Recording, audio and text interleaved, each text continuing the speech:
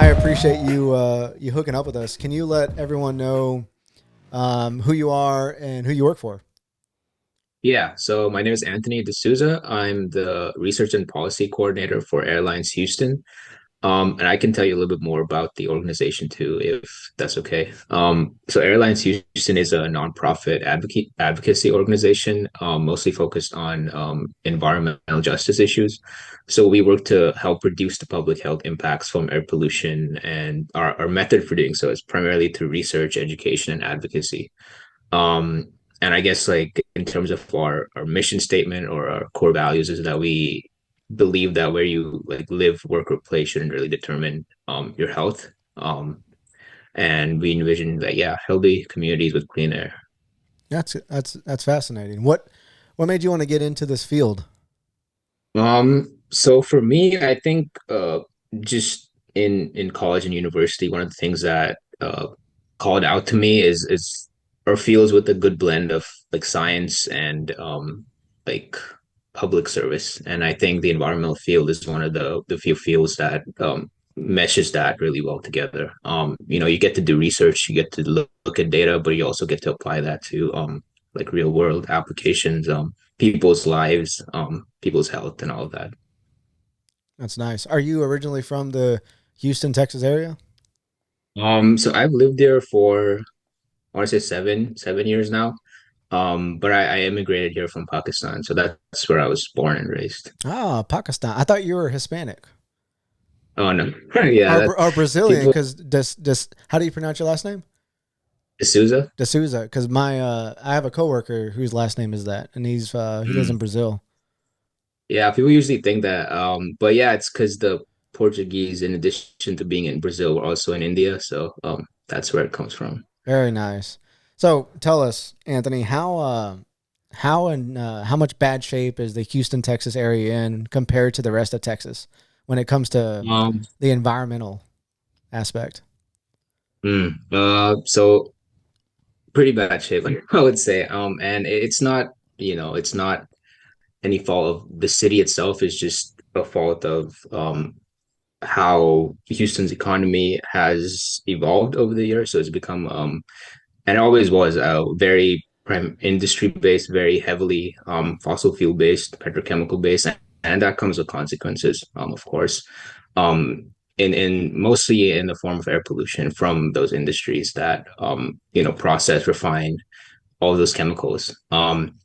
So that's one aspect of it, and the other aspect of it is the population. So being a very sprawling, as I'm sure you all know, very sprawling city, coupled with the fact that public transportation isn't as expansive, means that a lot of people have to depend on individual cars to go to work, and the cumulative burden of all those cars means that the pollution effects of that are felt in Houston as well. So I guess this answers the question of like what are the biggest sources of pollution in Houston, and it's industry and traffic. Mm. Is your area of focus? I know it's the Houston Air Alliance, but does it team up with other corporations from the United States? Like, how does Texas fare compared to Colorado or even Tennessee? I would say Texas is well, just in terms of the pollution it produces, it's definitely one of the highest. And again, that's a product of population and industry. Um, Definitely either California or Texas would have to be one of the states that is the most polluted slash produces the most pollution. But as part of Airlines Houston, we're focused primarily on the Houston area, and the Houston MSA, the Metropolitan Service Area, is um, so it's I want to say fifth or sixth in terms of GDP. So in terms of like the economy and stuff like that, and but in terms of the pollution it produces, it's actually way above the top five. So, Mm. yeah, Houston in specific, and Texas, but Houston in specific is very, very has a big pollution problem, and that's data from the EPA. So, So do y'all, so, we talk about pollution. Pollution's like a big word. What are some of the main pollutants in the air that y'all find, and what all do you test for? Or the things that you don't test for, yeah, um, so there are many categories of pollution. I guess the common ones are what are called regulatory pollutants or criteria air pollutants. These are like the most commonly emitted pollutants. So they include like nitrogen oxides, particulate matter, ozone, sulfur dioxide, and I want to say lead is the last one. So we have our own air monitoring network. As Airlines Houston, we apply for grants and we purchase air monitors and we install them in communities that are sort of overlooked in the regional or statewide air monitoring networks. So we try to focus on these places that are sort of air monitoring gaps. And the pollutants that we measure specifically are nitrogen oxides, ozone, particulate matter, and VOCs. And VOCs is basically like an umbrella term used to encompass all sorts of uh, hazardous air pollutants. So things like benzene, formaldehyde, things like that.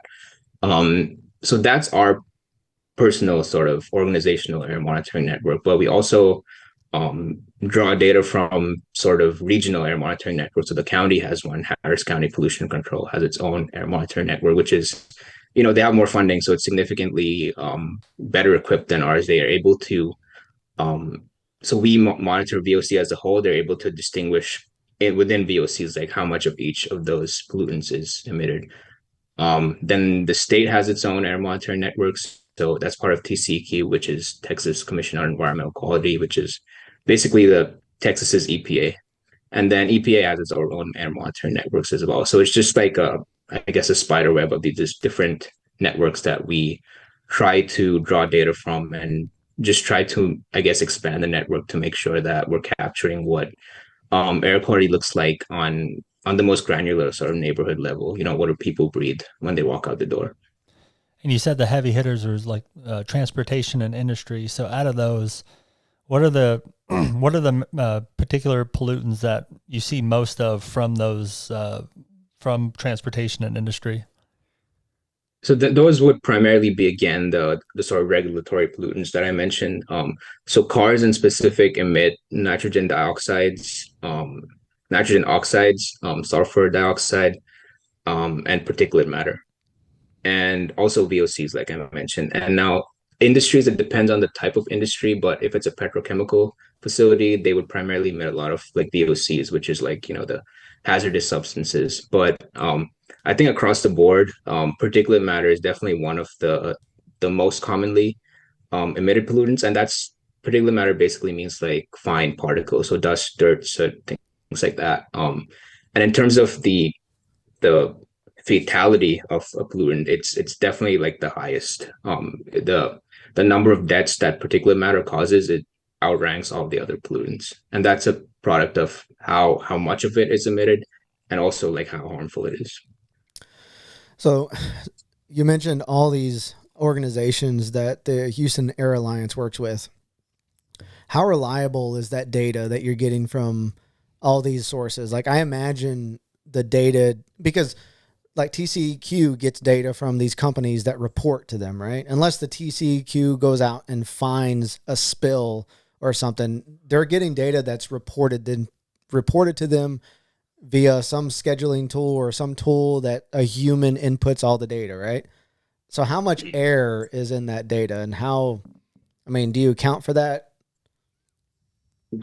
Yeah. So the air monitoring data is, I would say, more reliable because it's not self-reported. It's data that's being captured raw from the air itself. But then, like you said, the self-reported stuff, so like things like emission reports, emission inventories, that's, you don't get that from an air monitor. That's reported by a facility, and that, I would say, is not as reliable as air monitoring data. And there's only so much we can do about that. We can't uh, we're kind of beholden to industries being good neighbors and being like having integrity and like reporting truthful values. So that's one of the challenges we definitely face, is just how much trust and reliability do we put in these values being reported by industries. We can't do much about it because even TCEQ, but even up to the EPA, a lot of the EPA's tools are dependent on self-reported values, and that's unfortunate. But that's just, I guess, a product of how much funding these institutions get. I bet if they had more, they would be able to not rely as much on self-reported emissions. But the way I guess the system is set up is it primarily rests on the industry self-reporting their values. What what happens when we hit a threshold, when we go over the allowable limit? I don't recall seeing like a communication to the public. Is that something y'all have to do? And like, hey, be careful. The air's more contaminated today. What does that look like? Yeah, so that's something that we're actively trying to improve with our air monitors. So if a threshold on one of our organizational air monitors exceeded, then we send out an alert. We tell people in the neighborhood around that air monitor about like an exceedance. Um, but then there's also, that's only the ones from our air monitors. Then we have like the county and the TCQ, and also the industry itself has its own air monitors around the fence line of its facility. And they go by very different rules. They're not required to um like, there's no toxic alert system right now in Texas. And that's one of our campaigns, is trying to get one introduced. But as of right now, like, industry isn't required to um notify communities as soon as possible. They're required to submit an emission event report, but that's like 24 hours after the spill, the accident, whatever has already occurred. Um, so yeah, that's one of the things that's really challenging too, is we found that a lot of times residents have to go like knocking on doors, like trying to find out what the cause of this smell is, what the cause of this, why are we getting nausea and headaches all of a sudden? And then they personally manually have to go call up the TCQ or the county and try to find out, who's responsible. It's very there's a lot of there's a severe lack of personal responsibility on the part of the industries, especially in Houston. And that's we've seen this very, very recently from the last couple of years as well.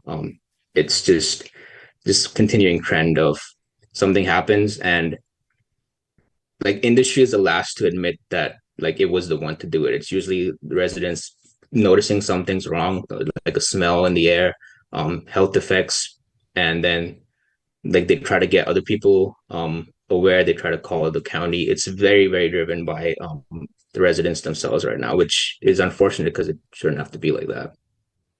And how do the limits get approved? Like when it is too much for like human, I guess, consumption, exposure, who sets those boundaries ultimately? So those are ultimately set by the EPA. So the pollutants that I mentioned earlier, the regulatory pollutants, each of them has like a short term average and a long term average. That's usually the annual average, and those are set by the EPA. They're usually revised every 5 to 10 years. And then the TCQ, so states have the option to implement more stringent levels than that if they want to. Usually in Texas, it isn't like that. We usually just default to the EPA standard. So yeah, that's who sets them. Do you know if the TCQ or EPA is funded? I mean, those are government state organizations, but do they get any funding from the industry? That's a little hard to. I don't think as institutions they do, but again, there are people who work in those institutions in positions of power that may or may not, have connections to industry. They may have worked there in the past. They may currently, I don't know, obtain some sort of financial support from them. It's speculation, but as institutions, I don't think corporations can donate to government entities. But again, the people working in that. You got to, I mean, one would think that the EPA doesn't know anything about benzene, right? I mean, their scientists aren't making the product or anything like that, or hexene or whatever it is. So aren't they the ones that are getting the information from the companies as far as what's harmful to the citizens? Like, they have the EPA has they have their own scientists for sure, like that do their research on like the harmfulness of a chemical, things like that. Where they rely on industry is the amount that's being released, or the amount that's being emitted. That's where yeah, we have to rely on industries to do that. Mm. But in terms of the harmfulness of the chemical, I would say the EPA's science or research conducted is pretty robust because they also work with the CDC as well, who's um, primary function is disease and the effects of chemicals on the human body. So, yeah. So until we get the proper communication method, like when this happens in real time, like do this, like go in your house, stay in your house, whatever you do. But if you do think something smells a little funny, what would be the guidance of these organizations to do? Like stay in your house, get a respirator, or what would you do if Um, we did know, like in real time?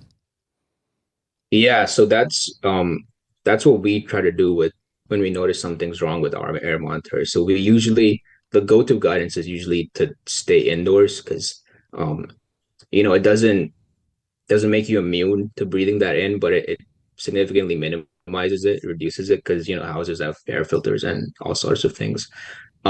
So stay indoors. One of the other things we recommend is um, if you have to be outdoors, just to limit physical exertion or activities that require you to breathe very deeply and very heavily.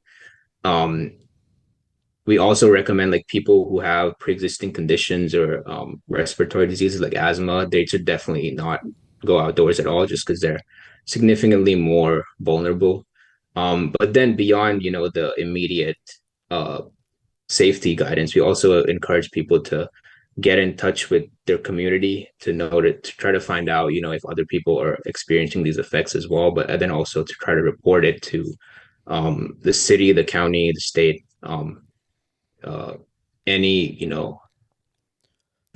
institution of authority or regulation that has any authority over this.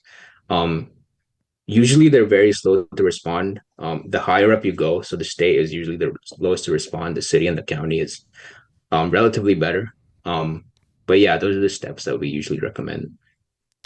Along the lines of reporting, what's the company that's kind of that sticks out in your mind as the sore thumb when it comes to emissions and reporting? And on the flip side, what company in the Houston area is ideal to work with and is transparent about what comes out of their facility? Can you talk about the two? Um, Or is I that think see classified? Is that that's the thing. I'm classified? not sure if I can like name, but okay, let's do it this way. I'll say it and then I'll check with like my org to see if that's fine, and then I'll Okay, let you know if you can keep it in or not. Is that cool? that's fair. That's Yeah, fair. we'll Okay. take it out if you tell us to. Yeah. Okay, and this is uh I'd say my answer is based on like data itself, so like data from emissions inventories, but also like data from like insight from residents themselves and like how who they feel living in the neighborhood are some of the worst actors. So in terms of just raw emissions data, I would say Exxon Baytown is definitely the highest in terms of just raw pollution there, and it's understandable. Their campus is huge. They probably take up 50% of the city, the part of the city that's Baytown. Um, they're definitely the one of the highest emitters in the Houston area. Um, Other names that stick out include uh, like Shell on the ship channel, Valero, Lyondell Basell, Pasadena Refining, which is now owned by Chevron, I believe. And these are names that commonly come up in terms of the amount of permits they apply for. In terms of just resident insight and who we've, I guess, heard the most complaints from, it's definitely Lyondell Basell, located, I want to say in the northern. The name of their refinery is called Houston Refinery, but it's owned by Lyondell Basell, Mm. and it's kind of in the east end, sort of northeast Pasadena region. They're one of the just the worst when it comes to, like we talked about, self-reporting. Um, we had an incident last year in Galena Park where just what I described as happened. Residents started feeling all these symptoms, and they tried to find out, and it was like days after when Lion del Basel finally came forward and said it was us who, we had this spill. We they there was no remorse. They just didn't feel the need to tell residents about it. So that's one of the routine violators. And then the second one that comes to mind is Pasadena Refining, which is owned by Chevron now. They're another one that just repeated offenses, repeated violations of the permit, um, repeated, I guess, emissions events, things like that. Um, Other usual complaints come from uh, TPC. I don't know if y'all have heard about that, but Mm. they had an explosion in their one of their plants, and then a short time period after, they just applied for a permit to expand that same plant. Um, and yeah, that's some of the things that happens, and residents try to fight back, but it's usually the TCEQ just kind of rubber stamps it, and it's like, this is approved. So TPC, and then one of the last ones, and this is something, this is a permit that we're actually in the process of opposing right now, but ITC, Deer Park, was responsible for the 2019 fire, the big Yep. plume across Houston. Yeah, so apparently they're also applying for a new permit as well. So those are the ones that I would say we've received the most complaints from. It's very frustrating from your perspective, I imagine, working with these companies. But on the flip side, when these companies have these spills or these events, the person that's operating that piece of equipment in the manufacturing facility didn't mean for it to happen. I mean, I'm assuming, but no one Yeah. means for this stuff to happen. And I'm sure some of these unreported events occur because there's probably a culture in which if you mess up, you get fired. And it's like a no-win situation. It's better if I could put myself in that operator's shoes or that technician's shoes. If I have an accident, I'm not going to want to tell anybody because I don't want to lose my job. You know what I mean? So then it's a hairy situation. So I see it from like an operator's perspective, but also from your perspective of these companies not having a whole lot of oversight or a lot of transparency and working with your team. Well, the other part is, I bet you the fines aren't really a lot. It doesn't really affect a big corporation like that. So yeah, when you look at just how much some of these corporations make, and then you just compare the fines to that, it's sometimes it's just easier, less of a pain in the neck to just pay the fine and continue emitting above your permit limit, because it's just too much of a hassle to invest in safer technology or things like that. But to go back to what you mentioned earlier about the operators, I think, yeah, for sure, no one intends for any of these things to happen. And I think it goes far beyond the employees, the plant managers working at the facility. It's just, like you said, it's the culture of these industries, and this tendency, and just of obsession to prioritize profit over everything else, even common sense things like, protecting the residents that you operate around. So yeah, it's definitely not an individual employee, individual operator issue. It's like a industrial culture, I want to say. Yeah. And I'm kind of dumb to this, but so you make these regulations are created, and then as a permit where you're like, hey, I want to be able to release a little more. Can we get this contract, I guess, kind of like a permit together to where I'm allowed to do that for a certain amount of time? What is that? What are they really asking for when you do a permit? So there are many permit types. They can apply for a new permit. That usually happens when they're building a new facility or a new section to their plant. So that's a new permit. They can also amend or renew the permits that they already have.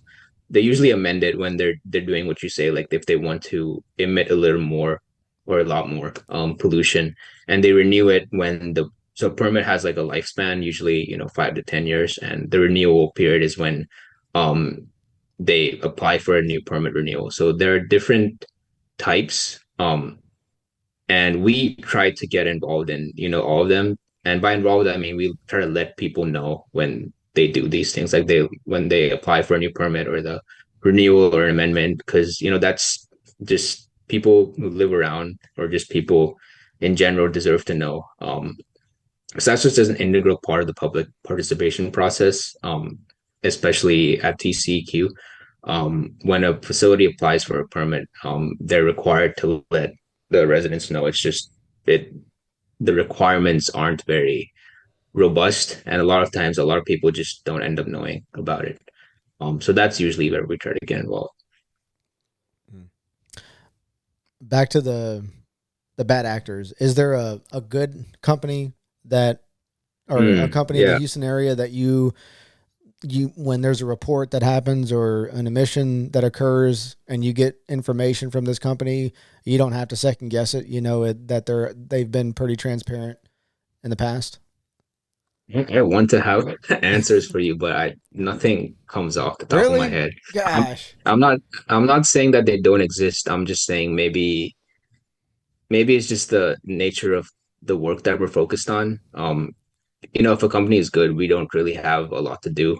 We don't really have to report them. We don't have Our focus is kind of on the ones who don't follow the rules. So maybe that's why I don't have them off the top of my head, but I'm pretty sure they exist. Okay. So when you go back, so when you do the air monitoring, I heard you kind of say that the public recognizes it first. They smell a foul odor, but are y'all as air monitors got to pick up on this eventually to where y'all would know that something happened? But hey, we sampled in this kind of general area and it kind of came from here. Did something happen at your facility? Does it work like that, or are your air monitors only in a certain area and would not pick up on like geographical hotspots? So yeah, the geography really affects a lot really controls whether the monitors are able to pick up on the pollution, the geography and the wind pattern. Um, so a lot of times, just because the monitor isn't showing an exceedance doesn't mean there isn't pollution in the air. There's a lot of like other factors that go into that. Um, but usually what we found is that Houston's just general wind pattern is from like the southwest to northeast, so like off the Gulf.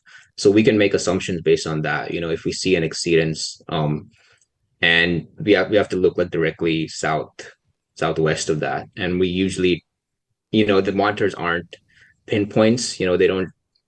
The name of the facility doesn't pop up on it when an exceedance happens. It would be great if it did, but it's more of a guidance post. So it shows us the general area that the pollution is coming from, and then once we know that, we can look at industries that are in that ballpark geography. It almost sounds like it'd be good if whoever has a permit has a monitor at their place. Is that And something that a lot of happens? them, Or is that a lot like, of them don't do. put your stuff in my area because it's like proprietary or something like that? Does that kind of happen?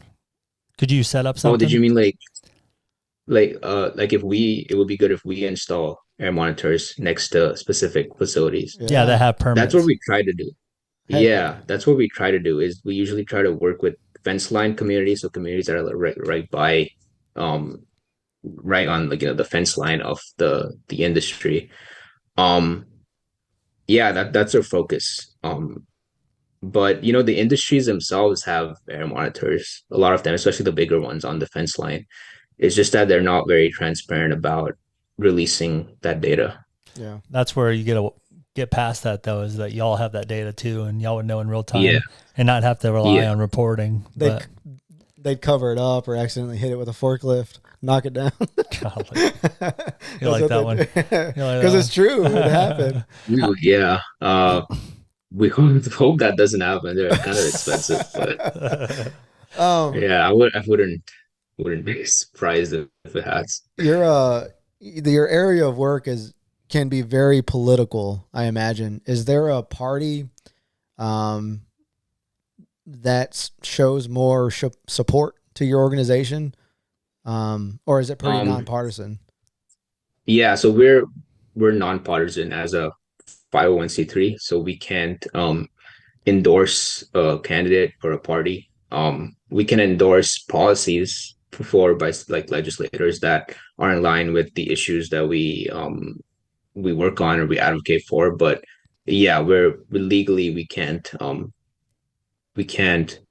endorse a politician or a specific party. Has there been a politician in the area that has shown support? Maybe not, financially or anything like that, but has there been, or even a party, does a particular party show more support to your organization? They've definitely been very, very helpful and sympathetic local politicians. So these are state representatives, state senators, and then like even on the city level, like council members, things like that. We have a whole, I guess, section or focus of our organization that's government relations, and that's basically trying to work with legislators. I can't mention a specific party because that's just the confines of the job and the Yeah, organization. But yeah, we have a lot of good relations with local legislators. Um, and a lot of times, those are legislators that represent these areas that we're focused on. So, like from I want to say like the Aldine area, for example, the north side area, from the east side of Houston, where all the ship channel industries are located. that's good. So this may have been a question I should have asked a long time ago, but What's your name? what's your name? No, we like to in this podcast we like to ask regular questions that regular people would know because I didn't know a lot of this stuff, so it's educating me. But so you have the EPA that would normally kind of hold people accountable for all of the environmental issues, but so y'all's company is kind of a third party within the EPA, and is there just a bunch of different companies like that are, because there's just too much to tackle all just for the EPA? Is that kind of how your organization came about? And is there different companies like your organization that kind of keep track of all of the emissions and stuff like that? I would say that's how we operate, but that's not how we came about. So we have no financial or historical, I guess, affiliation with the EPA. Where we used to be we used to be two different grassroots environment, just resident focused groups. One of them was called Mothers for Clean Air, and the other was called the Galveston Houston Association for Smog Prevention. And it's exactly what it sounds like. It was just like local residents who wanted to do something about air pollution, and so they formed these organizations. And these two collaborated a lot, and eventually they merged and they formed Air Alliance Houston. So that's, I would say, how like our history and how we emerged. But a lot of our work does, help supplement the work that the EPA is doing in terms of just local air monitoring, local advocacy, local awareness spreading. We do have a lot of other partner organizations that do similar work. So, they're focused on a lot of the same issues. Some of them may be focused on we're Air Alliance Houston, like some of them may be focused on like water issues. Some of them may be focused on like landfills, things like that. So yeah, especially in Houston, there are a lot of environmental organizations that have their own niche and their own focus, and there's a lot of collaboration between them as well. I would say the biggest one is uh, it's called CEER, CEER. I believe it stands for the Coalition for Equity, Environment, and Resilience. But it's basically like an umbrella organization that brings together all these different groups and communities that work on environmental issues to, I guess, have make our work have like a broader or a stronger impact. And just trying to learn more, and the EPA would typically take care of all this, but these little organizations have sprouted since. Is that kind of a lack of coverage that why these things get formed? Because I would think that EP would just hire more people and then just have a bigger organization rather than all these sub-organizations forming. And you also mentioned kind of locals wanted to kind of figure out more. Is is there distrust there that you see that is the reason why we make these associations? I would say a lack of funding for sure, because in an ideal world, the EPA would have just a much bigger budget and be able to do a lot of the things that we're doing. So community level air monitoring, advocacy work, and all of that. But they either can't or they just it isn't just what they do right now, and that's like you said, that's why we have these organizations that sort of pick up that slack. In terms of distrust, I would say it there's understandable distrust, especially in a lot of like historically overlooked communities, historically sort of marginalized communities. There's understandable distrust of government organizations and government entities like the EPA, because for years they never fund did a lot of work in these communities. They never, I guess, listened to their concerns. And that results in a lot of these communities forming their own organizations to sort of take care of that work. So I would definitely say that's a factor as well. And last dumb question. No, that was a good question. What's the difference between that what? Oh, that's good. What's the difference between a square and a circle? No. What was the company we were just talking about? I'm brain fart. Like Exxon? No, the testing company. Testing company. We were just talking about. Oh. The one we were just talking about. What do you mean testing company? Okay, TCQ? TCQ and EPA? EPA. Okay. Yeah. What is kind of Sorry. like, I was drawing a blank there. Sorry. What do they, because I know they both test, but what's the difference between those two organizations? Yeah, so the EPA is the Environmental Protection Agency, which is like the federal agency that's tasked with environmental issues, kind of like I don't know, NASA is tasked with space stuff, so the EPA is tasked with environmental stuff, and the TCEQ is Texas's version of that state level environmental agency. And each state has its own EPA. So California has Cal EPA. North Carolina has the North Carolina Department of Environmental Quality. These are just like uh, state level government environmental agencies that sort of have a more granular focus on their state and try to take care of a lot of the, like we said, gaps that EPA has in its national coverage. Do you think California is really like cracking skulls over there? Or do you think that they have their problems too? I would say they're definitely, in terms of, like we mentioned, regulations, they're definitely a lot tighter, it's a lot stricter in terms of their regulations, but they also have their own issues in terms of topography. So, Houston in specific, we don't have a lot of topography. There aren't mountains, so that doesn't affect pollution levels. We have a lot of ventilation, but in cities like LA, San Francisco, that have, a lot of significant topography, that sort of traps the pollution and makes it harder to ventilate. So that's, I would say, one of the issues that California has to deal with is the challenges that its topography and wind patterns make in how polluted the air becomes for residents. Anthony, how much do you know about microplastics in the Houston area? I would say, and most of this is I've learned from organizations that work on water pollution and microplastic stuff.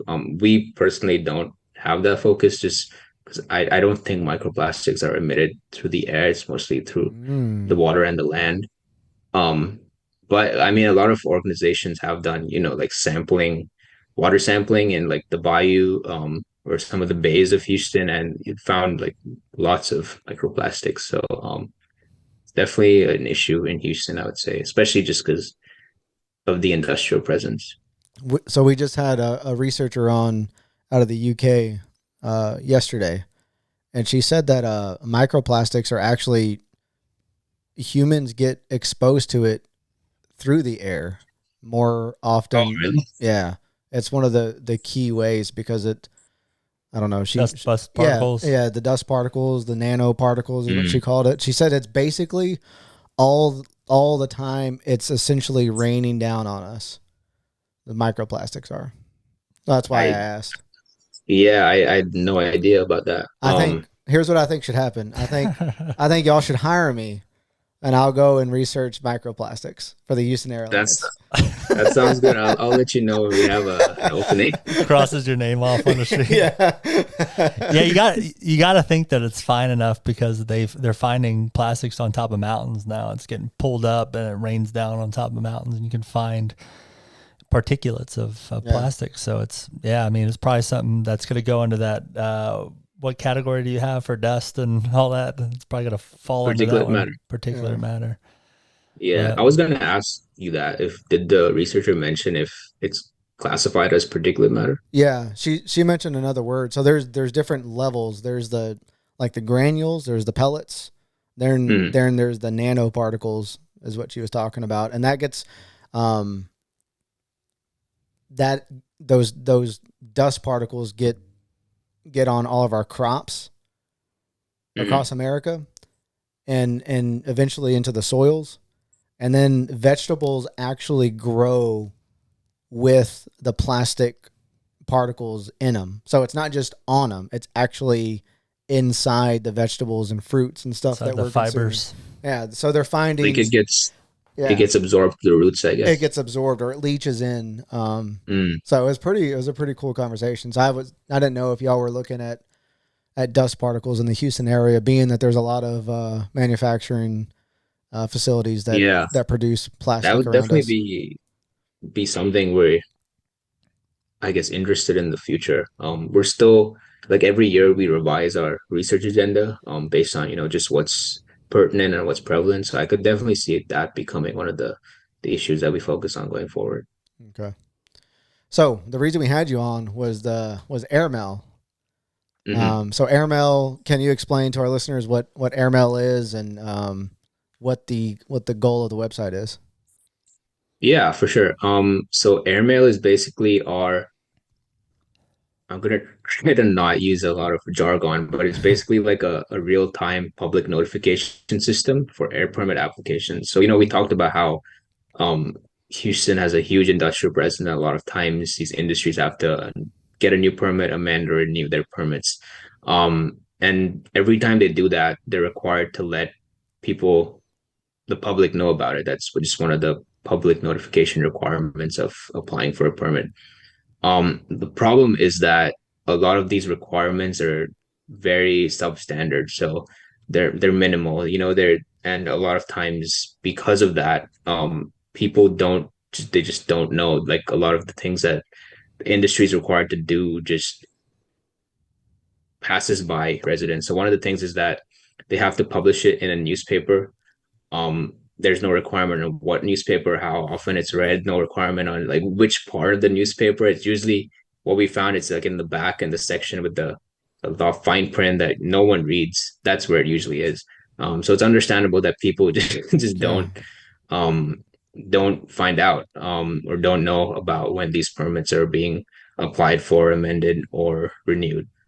And then another issue is that once the industry does this, meets their requirement for public notification, like say they publish it in a newspaper, the public has only a specific timeline, usually 15 to 30 days, to get engaged in that public engagement process, like either submit comments to the TCEQ saying what their concerns are, request a public meeting or a public hearing. Any of those options, they only have about 15 to 30 days to do that.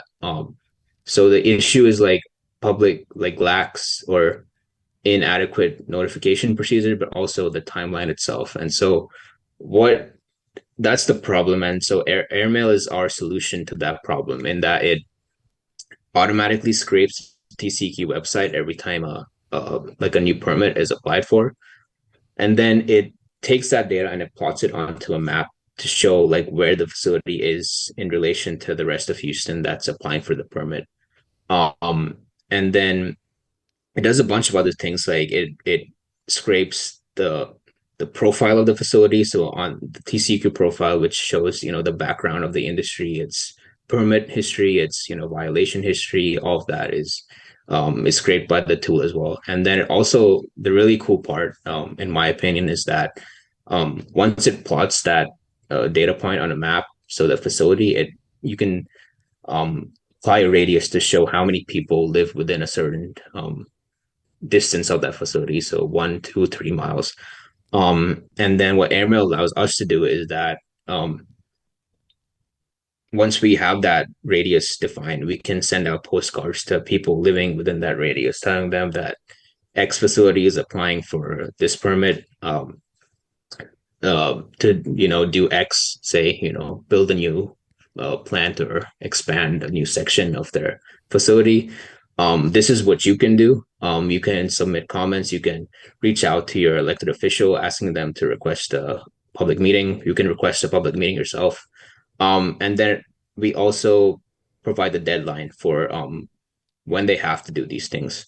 So basically, we're trying to make up for the lax public notification procedures and the very tight timeline that people have to get involved. And we're also being just more proactive about letting people know about these things. So as to just, I want to say, reverse the trend of um, just people not being able to find out about industries applying for permits in their neighborhood. Um, so that's, I want to say, the background, um, and sort of what it does.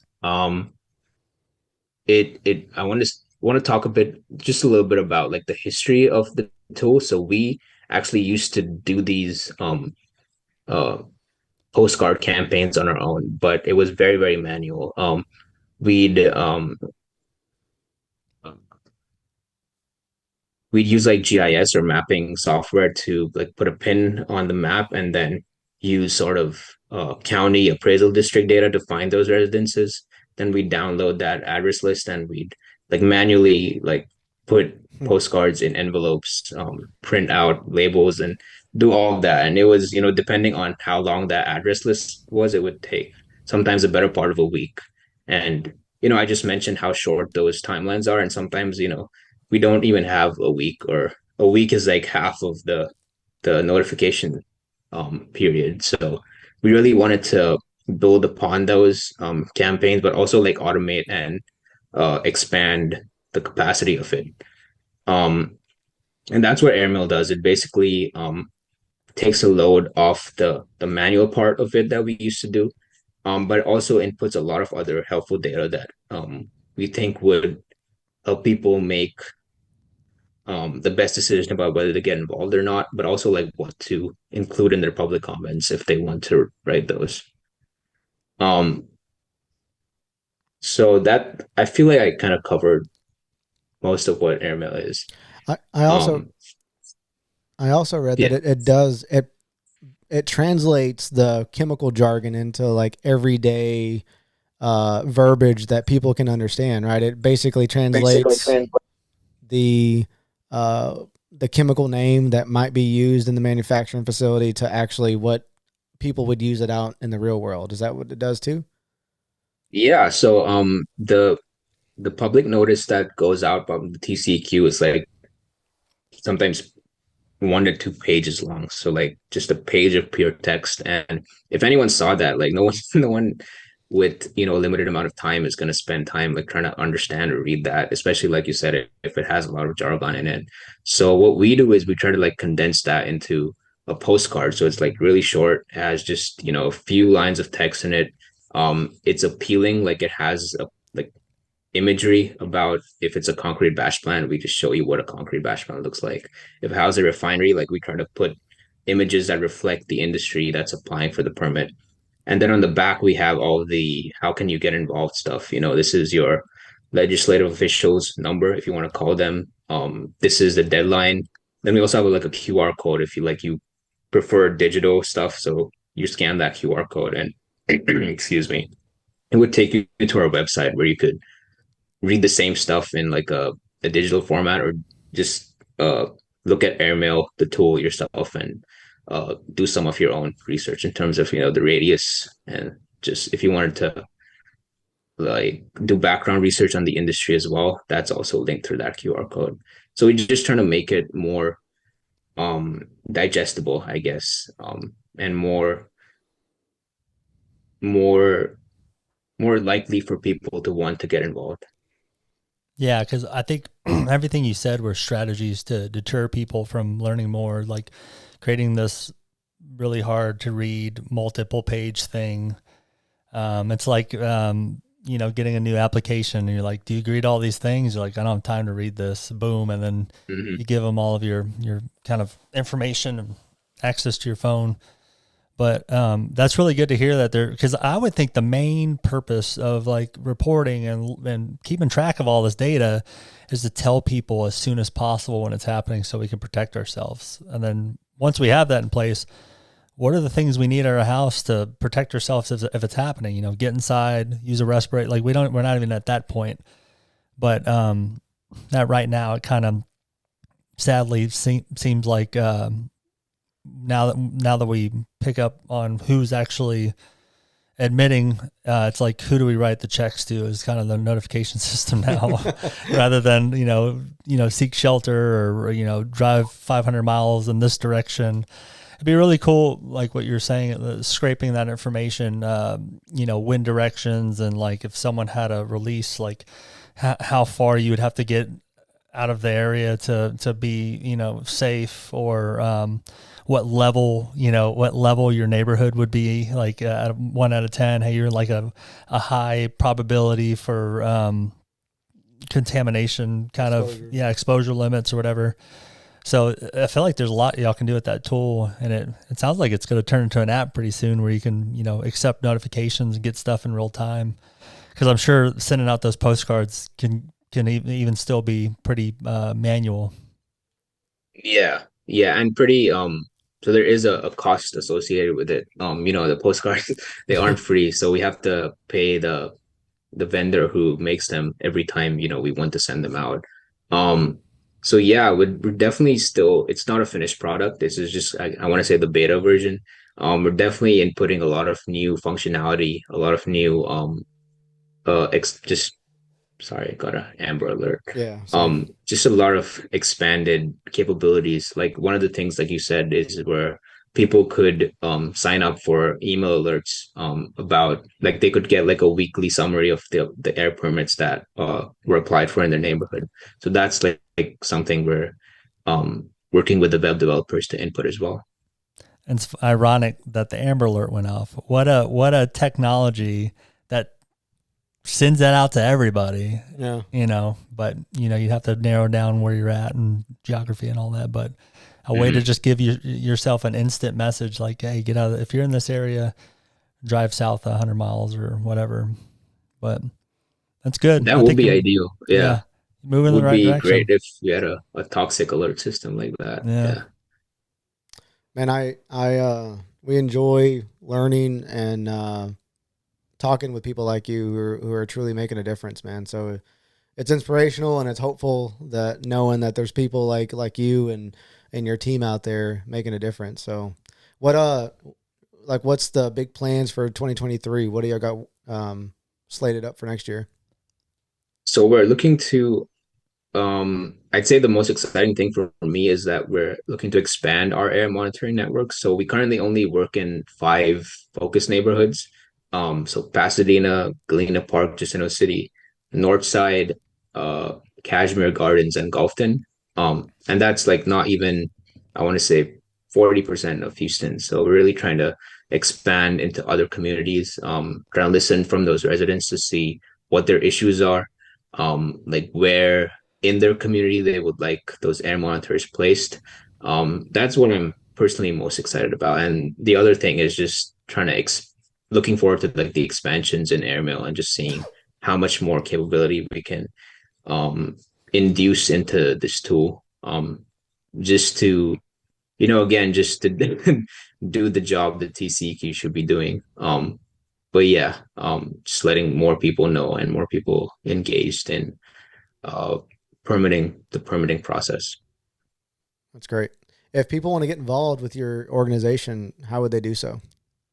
Yeah, so I have a, a whole script on that, but I'll make it quick. So you can join our email list, which is on our website, airalliancehouston.org.